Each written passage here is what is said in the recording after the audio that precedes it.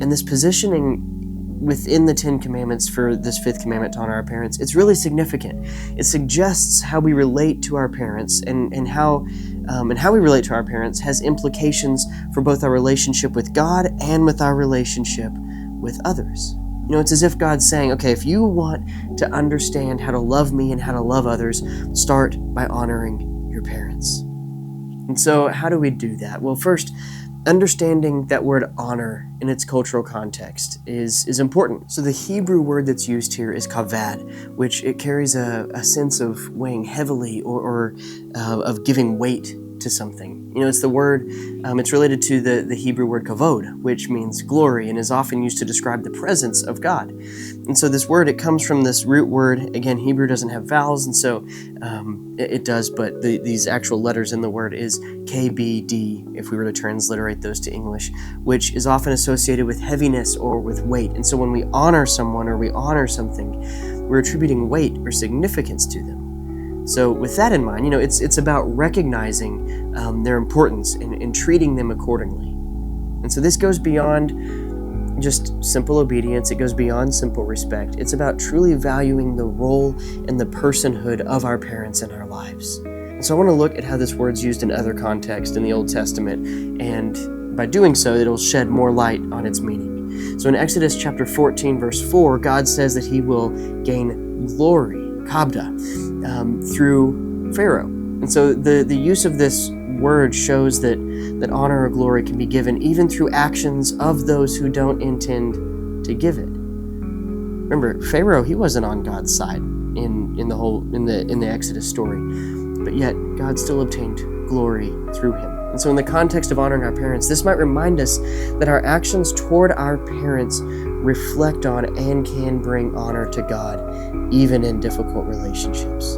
And then if we want to look at 1 Samuel chapter 2, verse 30, God says, "Those who honor me, I will honor." It's a simple kind of, like tit for tat arrangement, but it's a profound spiritual principle. So as we see in the context of Eli's family, which is where this passage comes from, God's honor, it's not about just mere lip service or position, but it's about genuine reverence that's reflected in obedience. And so when we truly honor God, he responds by elevating us spiritually.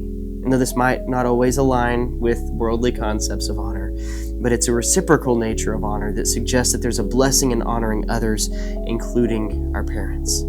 It's not about earning favor, but it's about aligning ourselves with God's values. Then in Proverbs chapter 3, verse 9, we're told to honor the Lord with our wealth. And so this, again, it's beyond just a mere financial transaction. Okay, it's about recognizing God's provision and responding with gratitude and trust to that provision. And this shows that honor, it's not just about attitudes, but it also can be exhibited through tangible actions. So if we were to apply that to our parents in light of this commandment, this could mean possibly helping to support them materially, like in that illustration at the beginning of this video, or even emotionally. See, when we apply these kind of nuances to honoring our parents, we see that it involves recognizing their role in our lives, expecting God to respond when we honor them, and then backing up our honor with concrete actions. So in the ancient Near Eastern context, honoring parents, it wasn't just about being respectful, it wasn't just about being obedient, but it encompassed a whole just range of responsibilities. It included things like respecting their authority, it included caring for them in their old age. It included preserving the family name and the legacy. It included passing on their teachings to the next generation. And so this kind of concept of honor, it was deeply ingrained in the social fabric of ancient Israel. The family was the primary unit of society, right? The family was responsible not just for providing children, but it was also responsible for providing values and traditions, and most importantly, the covenant relationship with God to the next generation. And so in Deuteronomy chapter 6, verses 6 through 7, we actually read these words that say, "And these words that I command you today shall be on your heart. You shall teach them diligently to your children, and shall talk of them when you sit in your house, and when you walk by the way, and when you lie down, and when you rise." And it's Deuteronomy 6 through 7. So parents, they were tasked with the crucial role of passing on the faith to the next generation. So honoring parents then, it wasn't just about individual family dynamics. It was about preserving the spiritual heritage of an entire nation. But in many ancient cultures, we see respect for elders and ancestors also being a common value. However, in the Israelite culture, they took this a step further by embedding it in their fundamental moral code. And by doing so, they were directly connected to their covenant relationship with God.